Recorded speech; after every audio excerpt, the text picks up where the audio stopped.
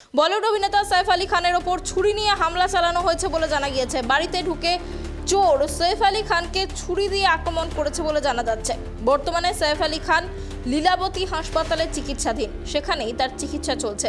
নিজের বাড়িতে ধারালো অস্ত্রের হামলার মুখে পড়তে হলো বলিউড অভিনেতা সৈফ আলী খানকে। জানা গিয়েছে তার বাড়িতে চুরি করতে ঢুকে অভিনেতার মুখোমুখি পড়ে গিয়ে হামলা করে বসে চোর। সূত্রে খবর, গভীর রাত 2:30টার সময় এই ঘটনাটি ঘটেছে। প্রাথমিক তথ্য অনুযায়ী যেমনটা জানা যাচ্ছে, বুধবার রাতে মুম্বাইয়ে সৈফ আলী খানের বাড়িতে এক চোর ঢুকে পড়ে। চোরকে দেখে চিৎকার শুরু করেন সৈফের বাড়ির কর্মচারীরা। আর সেই সময় ঘুম ভেঙে যায় সৈফ আলী খানের। নিজের ঘর থেকে বেরিয়ে সৈফ আলী খান নিজে চোরের মুখোমুখি পড়ে যান। ধরা পড়ার ভয়ে চোর সৈফ আলী খানকে ছুরি দিয়ে আঘাত করে। এতে গুরুতর জখম হয়েছেন অভিনেতা। ইতিমধ্যেই তিনি মুম্বাইয়ের লীলাবতী হাসপাতালে ভর্তি রয়েছেন।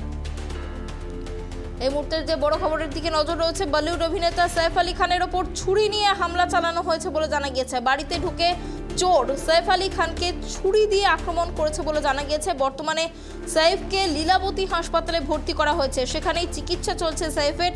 নিজের বাড়িতেই ধারালো অস্ত্রের হামলার মুখে পড়তে হলো বলিউড অভিনেতা সৈফ আলী খানকে। জানা গিয়েছে তার বাড়িতে চুরি করতে ঢুকে অভিনেতার মুখোমুখি পড়ে যায় চোর, আর সেই সময় চোর হামলা করে বসে সৈফের ওপর।